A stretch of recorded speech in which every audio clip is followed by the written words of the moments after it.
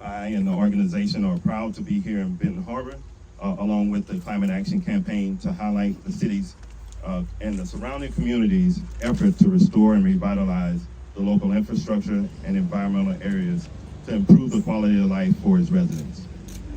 There's never been a more important time than now to invest in building resilient communities. All of us in our own way are affected by the tragic loss of life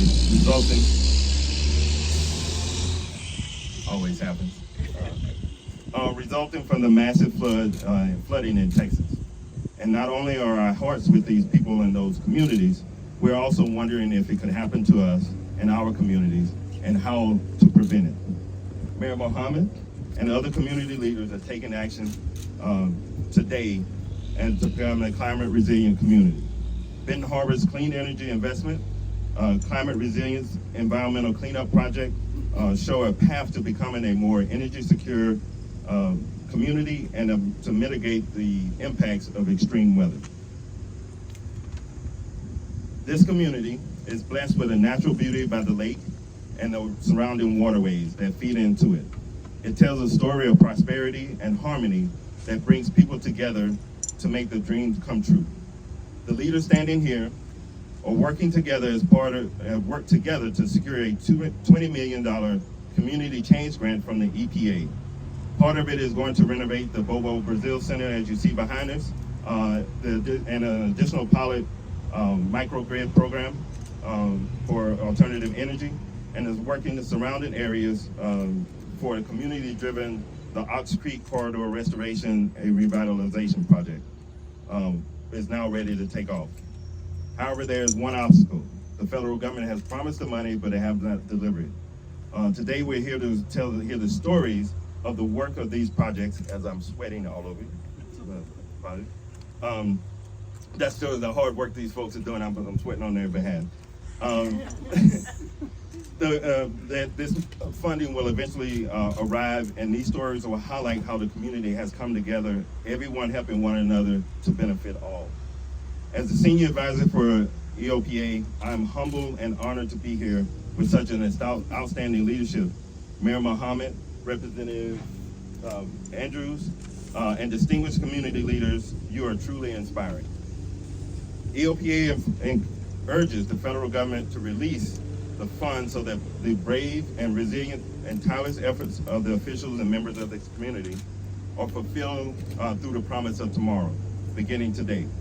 I'd also like to recognize that Senator Gary Peters unfortunately could not attend, but he has sent his representative, Mr. Peter DeCoe. Thank you, sir, for joining us in the audience with us today. Secondly, I'd like to honor that U.S. Senator Elise Slotkin also sent a statement that will, as well as Congresswoman Haley Stevens, both will be read by our esteemed mayor. And with that, as I continue to drip sweat, I will step back and let the mayor take over. Thank you, sir.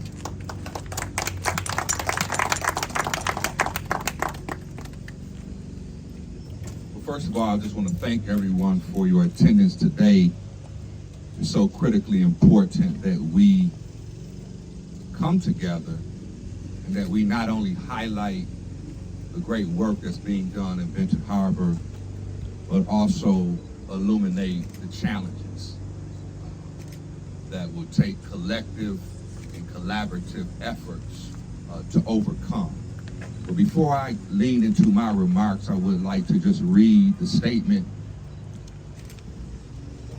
from U.S. Senator Alyssa Slotkin, who wanted to be here, but as she communicated, things are moving extremely fast in Washington, D.C.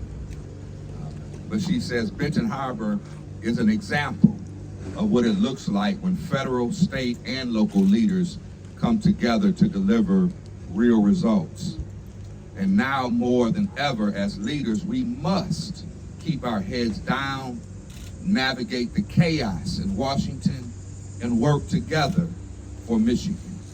This isn't just about clean energy. It's about creating opportunity and jobs and breathing new life into places that have been ignored for too long. From Ox Creek to the Bobo Brazil Center, folks here are getting it done. I'll keep pushing in DC to make sure Benton Harbor and communities like it keep getting the investment they need to thrive. And that is the words of U.S. Senator Alyssa Slotkin. And I'll read Congresswoman Haley Stevens, who the elected officials to protect America, we met with her in her office, and when we shared with her the termination of our EPA grant, she was appalled. And she vowed then to do all that she can from our Washington office to help us to procure those funds. And it reads, I'm so proud of the city of Benton Harbor for securing this grant. Thanks to the leadership of Mayor Marcus Muhammad, this $20 million grant will be such a boon to the Benton Harbor community. Fighting plastics in the water, investing in clean energy projects and environmental cleanup projects, and revitalizing the city. These are smart and serious initiatives done at the local level to improve the lives of wonderful Michiganders living in Benton Harbor. I am proud to have voted for these grants as part of the Inflation Reduction Act. Unfortunately, as we have seen time and time again from this administration, these grants have been recklessly and unlawfully been canceled. President Trump, Elon Musk, and their wealthy allies have once again decided to play political games with people's lives, combat water pollutants, and tackle the climate crisis. I'm continuing to use my voice and my vote in Congress to fight back against these chaotic and harmful cuts and work to reinstate the grant for Benton Harbor. I'm glad so many amazing leaders are speaking up today, like Mayor Muhammad, State Representative Andrews, and Christian Brock from the elected officials to protect America. While I wish I could be there with you today, know that I stand with you, and I'm standing with you in Washington, D.C. So, my remarks, I'll just camelback off of what they have shared. And I want to quote Theodore Roosevelt, who said, to be neutral between right and wrong is to serve wrong. The termination of the Community Change Grant was a severe miscarriage of justice. The Inflation Reduction Act was passed by Congress, signed by then President Joseph Biden, and the funds were to be appropriated to the communities that were awarded this particular grant. And I stand today to preserve and protect not just energy, but protect our democracy. Because checks and balances is the glue that keeps this government together. And you have the executive, you have the judicial, and you have the legislative branch. And all three have a role.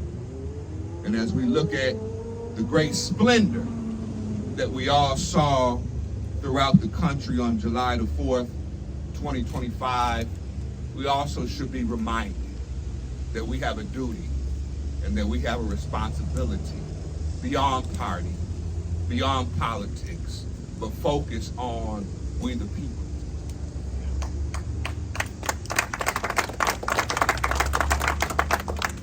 So, as I started with a quote from one of the founders, I want to leave you with one. And if you got $100 bill, you can take it out. But Benjamin Franklin, he was asked, and I'm reading this from my X account. He was asked what type of government has been created when he walked out of the Constitutional Convention, and he said that a republic, madam, if you can keep it. So today we stand here, and hopefully our voices will resound back to Washington, D.C., that we acknowledge that we have a republic, but we're going to fight to keep it. Thank you. Our next speaker is Representative Joey Andrews, but I do want to just let you know who's standing here. We have our president of the Benton Harbor Area Schools Board of Education, Deshauna Robinson. We have First Ward Commissioner Sharon Henderson, Commissioner at Large Edward Isom, and I'm honored to have with me my twin representing Benton Township as the supervisor, none other than Kathy Yates. We have to my right, we have our illustrious state representative of the 38th District, Joey Andrews. We have Marcy Hamilton representing the Southwest Michigan Planning Commission. We have Phil Rules representing the state of Michigan, who serves as a director of EAGLE. We're honored to have you. We have Commissioner Mary Alice Adams, who is a planning commissioner, but she also serves on our Benton Harbor Brownfield, which will be working to do a lot of the cleanup work in this effort. And we have our city manager, who's working night and day, none other than Mr. Alex Little. And please receive Representative Joey Andrews. Y'all notice how when I stand on the step, I'm like just at eye level with the mayor. Really appreciate everybody being here today, and it's an honor to stand with everyone here who's up fighting for this project. I think it really shows what a huge part of the community this project could be, and you know, this building's been sitting here vacant, unused, untapped for decades now, and we finally had an opportunity to give it a new lease on life, preserve this beautiful architecture, this great building, turn it into something that would be you know, a real focal point in the community here, give a part of the city that could use some revitalization, a real shot at revitalization. And you know, the great thing about it all is the money was secure. You know, it's not one of those projects we were trying to figure out how do we make the ends meet on this, how do we close the gap. The money was secure. The federal government promised the money. The state promised money. The state money is coming through, but the federal government's going back on its word. And that's really where we stand in this whole thing right now. And it's really something to highlight in this whole budget process of the federal government, is that the federal government has gone from being one of the most reliable partners that we've had to being a completely unreliable and undependable partner. And you look at projects like this where you have nonprofits involved that need to hire staff, you've got city involved that needs to direct resources, you have state agencies involved that need to direct manpower, and now that's all up in the air. And what do you do with that manpower? What do you do with those resources? Do you send them somewhere else because the money's not coming, or do you hope the money's going to come and do you keep it redirected? That sort of chaos and uncertainty is more inefficiency in the system than anybody could hope to clean up with any of the nonsense that they've been trying to do with the federal government and DOGE and all that stuff. Keeping these resources tied up and keeping this uncertainty involved is doing far more harm than it is good. And I want to note too, this is an on-the-ground illustration of the negative impacts that we're seeing in the federal budget right now. You know, we all talk about it, and you know, it's easy to say, oh, this budget's a disaster, it's a mistake, it's a blunder, but what are the actual on-the-ground impacts? You're looking at one right here as an on-the-ground impact. You know, this project was we were gonna have shovels in the ground. This was gonna be going, this was gonna be a huge deal in the community, something that was gonna draw eyes and attention, and was gonna be, like I said, a new lease on life for this part of the community here. And instead, now it's not happening. Now it's paused. Now we're trying to figure out what's gonna happen. That is a tangible impact to the tune of millions of dollars that this budget is having already on our community right now. And I, you know, hate to say that I don't think this is going to be the last of these negative impacts, nor do I think it's going to be the least of the negative impacts. So I, you know, urge everybody to do what you can. You know, anybody who's paying attention to this project should call your congressman. I tell you to call our senators, but obviously you've heard they're on board.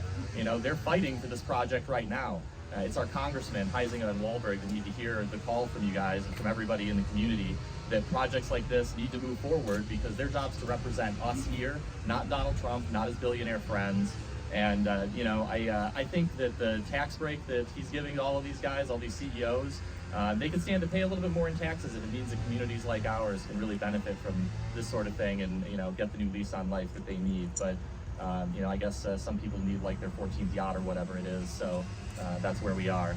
Again, I just want to thank everybody for being here today. Thank Christian for coming in and doing this, making this a big focal point for what they're doing nationally. It's easy to overlook what goes on in Southwest Michigan, but what I always tell everybody in Lansing is what happens here is really a microcosm of what's happening everywhere. We can solve these problems here, we can solve them on a bigger scale. And so the attention you're seeing here is a recognition that, it might be a small town Benton Harbor that's feeling this impact right now, but it's going to be Detroit, Grand Rapids, it's going to be Lansing, it's going to be everywhere else that's feeling this tomorrow, because this budget isn't just a small hit. It's a heat-seeking missile going to the core of everything that we've been trying to accomplish in this state and this country for a long, long time. I don't want to belabor the point, so I'm going to turn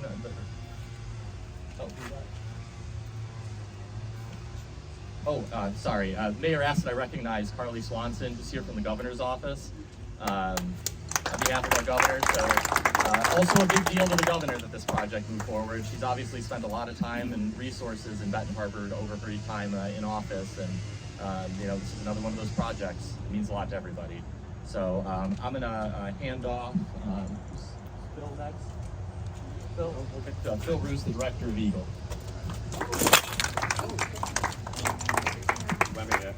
I got that. Don't worry about it. Hey, everybody. How easy is it to hear us? You got it? Can I help? Thanks for the invitation to be here, and thanks to Christian and E.O.P.A. for all the work you're doing to lift up community-driven climate solutions across the country. It's really important. That kind of work we need a kind of an overall overlay to it, but we really need communities to play a central role in driving that forward, and appreciate your work there. It's an honor to once again be in Benton Harbor. Every time I'm here, I'm reminded we are in an incredible rebirth, a chance to really get to a better place from a community that had been left behind in a lot of ways, and put clean energy and environmental resilience at the center of that rebirth. And big thanks to the mayor for his leadership on this. Really deserves so much credit for it, as does State Representative Andrews. And Marcy Hamilton, you are in the thick of all of this from the Southwest Michigan Planning Commission, so thank you for that. And I always appreciate Alex Little, who we work very closely with on a lot of the work we do in the city. This is only possible, the progress we've made and the progress we will have, hopefully, is just due to all of your vision, commitment, as well as all the other city and county officials here who are involved. I am the Director of Michigan's Department of Environment, Great Lakes, and Energy, and I am proud to every day work with 1,600 plus people who are out on the front lines trying to protect our air, land, water, and yes, climate. And to do that on behalf of the public health, on behalf of the people's livelihood and our way of life that depends on all that. We're proud to stand here today and every day with the citizens of Benton Harbor.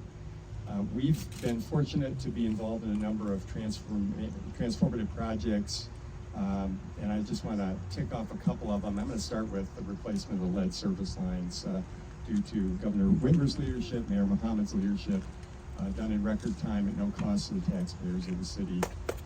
So we have some of the cleanest water in the country right here in Benton Harbor, and that's something to be proud of. We have also been very involved in the Bobo Brazil Center here is going to be a capstone of the Ox Creek revitalization project. Our office of the Great Lakes, and Emily Finnell, many of you may know her, has been playing a really important role in working with local, state, and federal partners on this project for 4 or 5 years now, and it's gotten to a point where there's the beginnings, at least, of a clear game plan for, thank you, restoring habitat, reducing pollution, thanks, improving recreational opportunities, and also just making this a connected, thriving redevelopment area from Hall Park all the way to the modern plastic site. It's really exciting, and there's been over $11 million that has been raised for that effort. Other folks have talked about the $20 million EPA Community Change Grant. We've been very engaged in that and continue to be in trying to make sure that the federal government fulfills its promise. And I appreciate the work of everybody here who is playing a role, whether it's calling on the phone or it's legal efforts to make sure that happens, because we have to make sure it happens. This is so important to the community, and there's a promise made that needs to be filled. The Bobo Brazil Community Center, which we're standing in front of right now, we were proud to support a $500,000, we call it E.J. grant, to support the redevelopment, the polite redevelopment and or remediation and redevelopment of this area to turn it into a capstone of this Ox Creek area. So it's going to be a center for health, recreation, and resilience, and just really important to this community. It's such a gathering place for the community over the years, and we want to make it that once again. And then yesterday, Eagle, our team, announced a new My Solar for All award to Benton Harbor. So I want to congratulate them on that. And this project is going to bring solar energy to city facilities, including the water plant, that's very symbolic, the City Hall, and the Bobo Brazil Community Center, which will also be a solar array and storage area. So we will be able to say that the community center will not just serve the community, it will help to power it. And the result of that will be about 180 low-income households here in the area who will see lower utility bills. 20% plus is the estimate. So that's really something exciting to think about, and that's another reason why we got to get this done. So just looking forward, we have a lot of, thank you, I don't really need it, but there's so much happening right now. Restorations of the stream and ecosystem, solar arrays we're talking about, brownfield cleanup, resilience hubs, which are such a big part of that EPA grant. All of that is an example, as I think Senator Slotkin said, it's showing what happens when you combine local vision and hard work with some state resources and federal cooperation. Let's make it happen. Let's make sure that EPA Community Change Grant gets earned, that it's been earned and awarded, gets awarded in full, and we make this happen, get this community center done. Thank you so much. Hallelujah. Over to Marcy or Alex? Alex? Bring us home, Alex.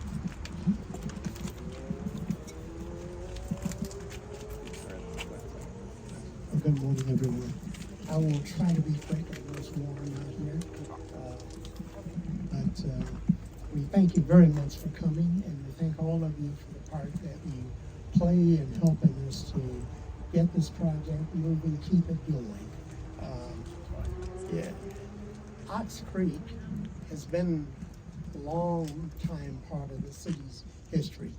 Many years ago, when this city was the focal point for farmers bringing their goods here to put on a ship down here on the ship canal to go over to Chicago.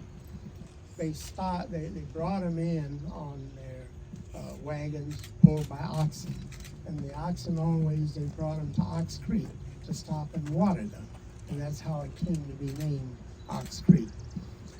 We are looking at, and if you would visualize a linear park running from here all the way out through Benton Township to where Home Depot is, with clean water, canoeing, kayaking, fishing, a boardwalk that would run along the length of it all the way out, lighted, protected, and an asset to our whole community here, where people and visitors can come and enjoy it. It takes a lot of shoulders to the wheel to make these things happen. For instance, the park right across the street there, Whirlpool Corporation, Whirlpool Foundation, they just renovated it for us and helped us put that together.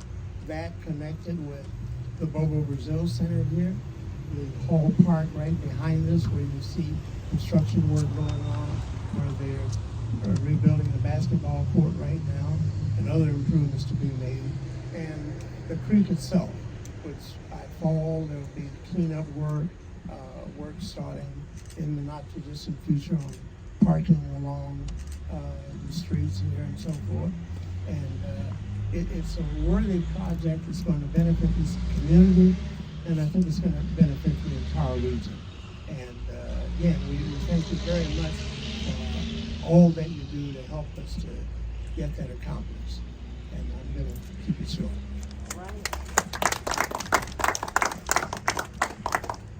All right, now that we're all really, really warm, I'm Marcy Hamilton with the Southwest Michigan Planning Commission. We're the regional planning agency for Berrien, Cass, and Van Buren counties, and so we serve the 89 cities, villages, and townships within these 3 counties, and we're honored to be here today with the city of Benton Harbor and the elected officials to protect America, who are all these wonderful partners who are working so hard to bring prosperity to Benton Harbor community.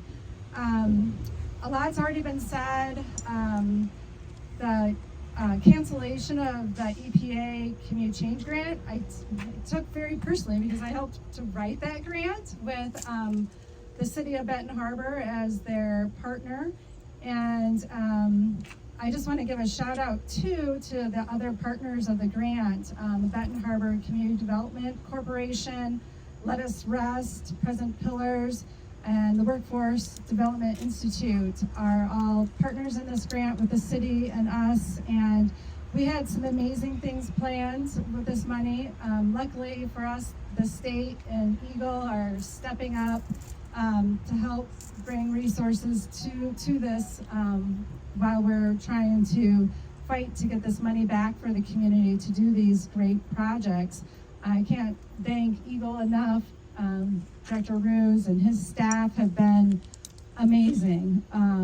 Ever since this grant got terminated, we've been having weekly calls. Eagle is there 100% in support of Benton Harbor, and it's been truly amazing. I can't thank them enough for that. And so we're continuing the good work. Like Alex said, the construction is happening at Hall Park. That's $1 million Michigan Department of Natural Resources Spark Grant, revitalizing the city's oldest and largest park. Working with the township to put in a trail that Alex mentioned that is going to be transformational for this. And I tell you, personally, my background is in environmental science, and water quality is my passion. And so when Alex had told me that the mayor and his commission unanimously passed a resolution to revitalize and restore Ox Creek right through the center of Benton Harbor, I was like, sign me up. I am ready to go to work and help this community make that happen. I'm so excited what it means to Lake Michigan, our Great Lakes, to improve the water quality here is not only going to be transformational for this community, but for the Great Lakes, it's going to help improve. So it's very, very important. We're so blessed here to have wonderful water resources, and we want to improve them and make them a true asset to this community like it should be and like it was. And along with it, create better and safer green spaces, trails for pedestrians and cyclists, and a healthier future for the residents of this community. This is what it's about. I really enjoy working with the residents of Benton Harbor and the organizations I mentioned that are partners in the grant. There's a lot of people here in this community who are fighting for this community and want to see it better. And I'm just so honored to work in collaboration with them. And so thank you again for having us here. We're committed to fight for Benton Harbor and to bring these resources to the community. Thank you very much.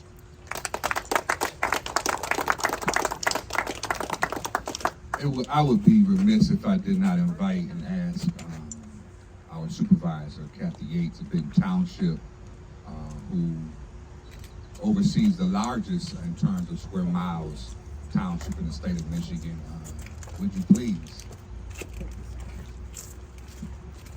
This is an honored day for me to be part of this, and I so welcome the city of Benton Harbor, and I fight along with them. to get this 20 million restored, and we'll do whatever is in our power to assist. We do have the largest township, and we look forward to that path coming to Home Depot. Our people will enjoy that as well as city people. We're not really one. We're not really one. We're like united because this is a joint effort for us. And we're looking forward to seeing this to fruition. And just a reminder as well, our Attorney General, who her office was contacted, and she wanted to be here today as well.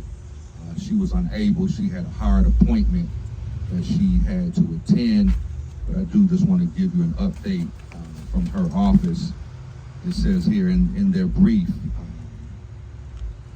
on July 9th, Michigan Attorney General Dana Nessel joined a coalition of 19 other Attorney Generals in filing an amicus brief supporting a lawsuit against the United States Environmental Protection Agency for unlawfully terminating the Environmental and Climate Justice Block Grant Program. In their brief, Attorney Generals insist that the congressional mandate in the Inflation Reduction Act was explicit and executive discretion to rescind these funds was not an option. So in a translation, you know, a congressional mandate takes precedence and authority over an executive order. Executive orders can be done by any president, but if you look at the word president, it only means preside, which is temporary. They come and they go. But the congressional laws passed and signed, that's what remains, and that's what has kept our country together. So with that being said, are there any questions from the media? We do want to invite you all to the livery. We do have a special luncheon or community conversation. And the air conditioning. Any questions from the media? I'd be happy to do one-on-one interviews if you want to do that after this. Okay. Questions. Go ahead, yeah. The first one is for Director Roos from Eagle. The My Solar for All grant is spectacular. I understand that it was just awarded yesterday, but is there a projected timeline to begin, or do you have any timelines in mind? Ann, do you have details on that? We're trying to roll them out and trying to spend on them here before 2026. So these things are going to be the first pilot. Yeah, we have multiple cycles of them. So this was a set of, I think, 8 different grants, including Benton Harbors, that were announced yesterday. And we're trying to get those going, spend the funds while we can. For Miss Marcy Hamilton, all of the different projects that will receive the funding from the $20 million, of the different projects that will receive funding from the $20 million when it's released, is there one that you think will have the most impact on the quality of life for residents of Benton Harbor? That's a really hard question. Obviously, every piece of that grant has an important role here in Benton Harbor. From one of the smallest pieces is a recycling program for the community. Right now, there is no recycling in Benton Harbor. This would start that here for the residents.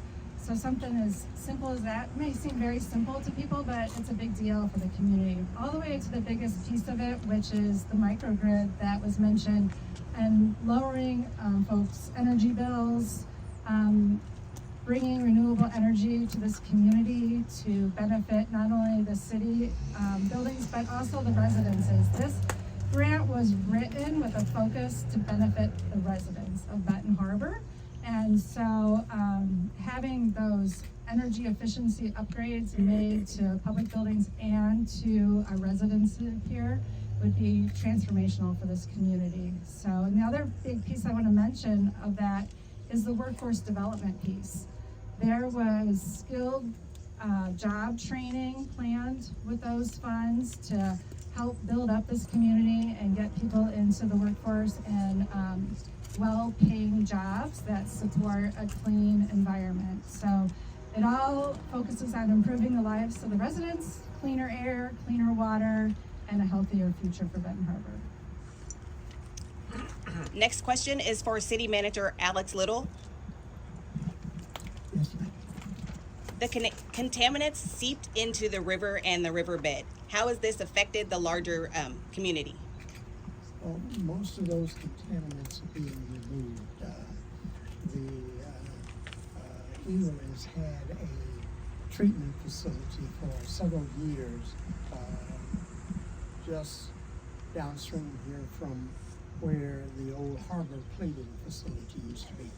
It intercepts the water flow underground that's coming from the Harbour plating site and pumps it through the treatment facility to remove any contaminants and so forth. Our last testing that we did in the bed of the Ox Creek showed that the water was pretty clear. A couple of places that needed attention, but overall it's pretty clear. Thank you. Next question is for State Representative Joey Andrews. Any state or local grant would be minimal in comparison to this EPA grant.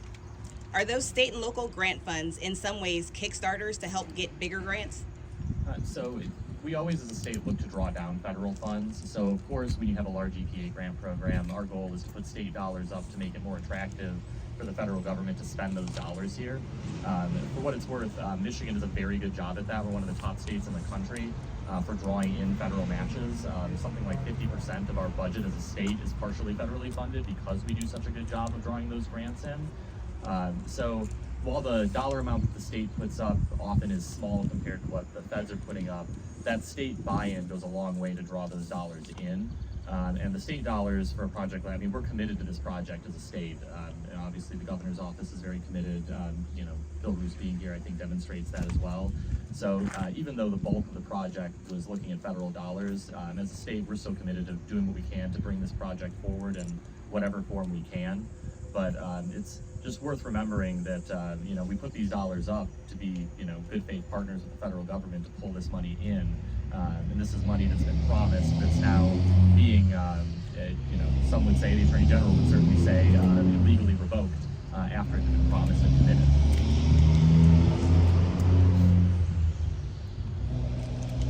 And the last question I have is going to be directed towards Mayor Marcus Muhammad.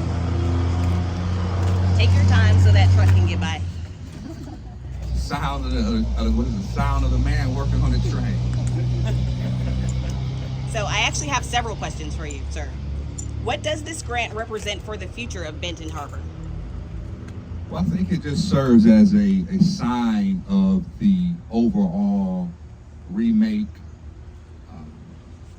recitation, renovation, rehabilitation of a city that has experienced disinvestment over the years. We had a workshop at the Henry C. Morton House just directly where it talked about urban renewal and how urban renewal impacted the city of Benton Harbor.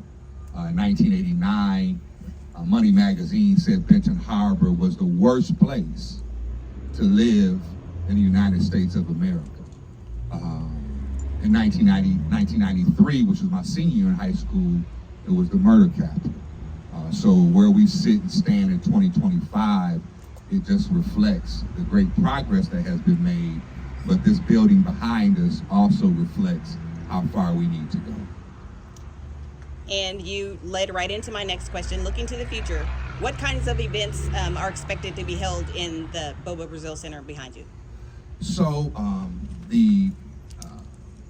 so inside of it, we have Muhammad Ali's ring that he donated. And this ring was at his home in Berrien Springs. And we have an excellent PAL boxing program, which would be here. Our basketball court is a full NBA length, which of course is near to my heart. That'll be totally renovated. We have classrooms, we have locker rooms, we have areas where we can have adult education classes, teach people employability skills, share with residents computer skills. Hopefully we'll have some AI courses that'll be taught here where we can have a comprehensive, holistic program and programs to rebuild our residency, because rebuilding and renovating the building is one thing, but this building will help to rebuild people, along with being a warming center and cooling center. And if you want to do your EV charger, it'll be right over here to my left. And I would just say, if President Trump were here today, I would say, Mr. President, if you want to make America great again, help me make Benton Harbor great again. That part. Because it was small town America that built this country, not the big cities. The big cities came after. But let's rebuild small town America. Let's make small town America great again, and then your vision of making the larger America great can be realized. Thank you. Thank you, ladies and gentlemen. That concludes our press conference for today. I know we have ABC 57 like to get a couple one-on-ones with the speakers, and as well as I'd like to get some sound bites. Actually, I'd like to get some comments from you all if you're willing, just to kind of do your role. But as the mayor said, I happily invite you to delivery for lunch at 1 o'clock if you're able to join us. If not, I totally understand. It is a work day, so if there's still things that you need to do, I understand. So thank you again. How you feel about there? I know, geez.